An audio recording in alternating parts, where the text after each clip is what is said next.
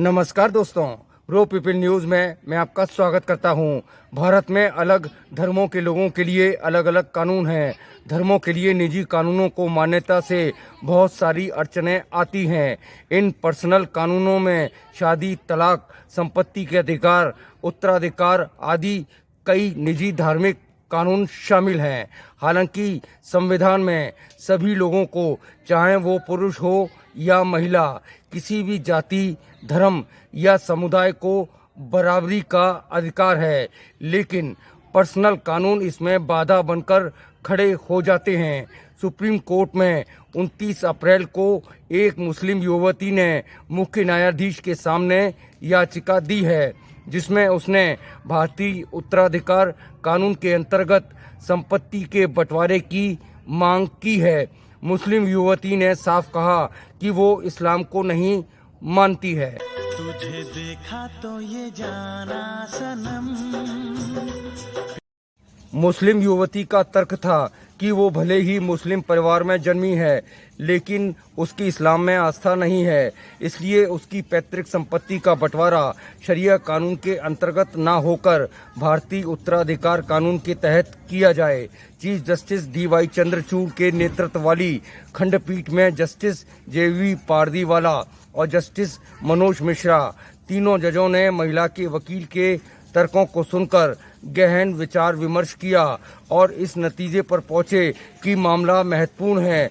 इसके बाद chief justice ने अटॉर्नी जनरल को इसको लेकर एमिकस क्यूरी बहाल करने का निर्देश दिया, ताकि वो अदालत को इसके कानूनी और तकनीकी पहलुओं से परिचित करा सकें। तुझे देखा तो ये जाना सनम।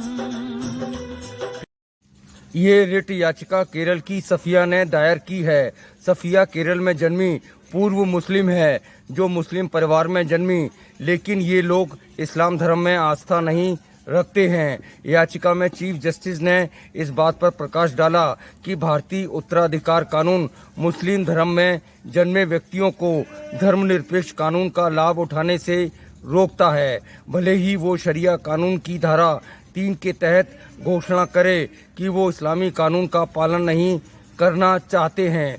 याचिकाकर्ता सफिया ने अपनी याचिका में कहा कि जो लोग इस बात की घोषणा कर दें कि वो इस्लामी कानून को नहीं मानते, उन्हें भारतीय उत्तराधिकार कानून के तहत संपत्ति में बंटवारे का अधिकार मिलना चाहिए। तुझे देखा तो ये जाना सनम। सफिया का कहना था कि संविधान की धारा 25 उसे किसी भी धर्म में आस्था रखने या न रखने की स्वतंत्रता देती है। उसने ये भी कहा कि उसके पिता भी इस्लाम में आस्था नहीं रखते थे, इसलिए वो शरिया कानून के तहत वसीयत और उत्तराधिकार नहीं चाहती। CJI ने कहा कि आपको अधिकार नास्तिक होने या आस्तिक होने से नहीं मिलते हैं, बल्कि जन्म से मिलते हैं। भारतीय उत्तराधिकार कानून की धारा 58 में कहा गया है कि ये मुसलमानों पर लागू नहीं होता है। सफिया ने संपत्ति के अधिकार के लिए जो याचिका दी है वो महत्वपूर्ण है। हम बड़ी धर्मनिरपेक्षता की बातें करते हैं, लेकिन ज़मीनी सच्चाई कुछ और ही है। धर्मनिरपेक्ष देश में धार्मिक कानूनों के लिए कोई जगह नहीं होनी चाहिए। जब तक निजी धार्मिक कानून अस्तित्व में रहेंगे, समानता का अधिकार सभी को नहीं मिल सकता।